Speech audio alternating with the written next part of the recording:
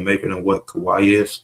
Kawhi's not a bad playmaker, but LeBron, he's on another level when it comes to playmaking compared to both of these guys, compared to Steph and Kawhi. Like I said, I have Steph, LeBron, and Kawhi are all top 20 players to me.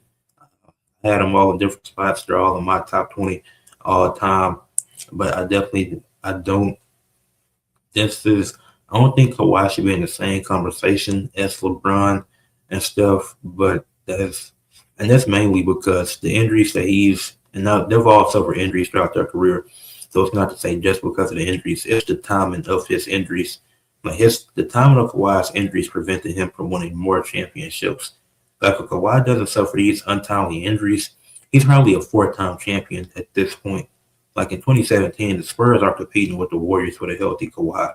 In 2021, the Clippers aren't losing. I doubt the Clippers lose with the healthy Kawhi. So I think, yeah. And then this past season, I don't think the Clippers would have won a championship, but I definitely think there would be a higher seed if you had a healthy Kawhi.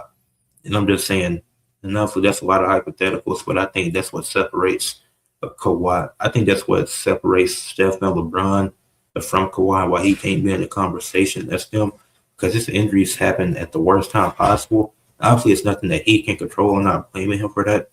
But those injuries just come at the worst times possible that prevented him from winning a few more championships and having a few more finals MVPs. Because when it comes to being a playoff riser, he's definitely one of those guys. When it comes to being elite defensively, he's definitely one of those guys.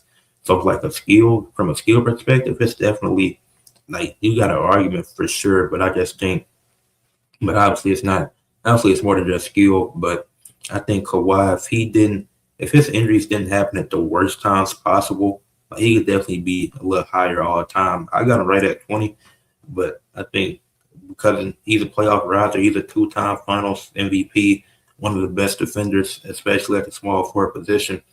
So I think Kawhi will be, these injuries, and that's just what it is. Like then Steph, he was blessed to have his injuries early in his career because then after that, once he got past that, he didn't really have any major injuries until the 2020 season when he was already a three-time champ, and then he won another championship in 2022.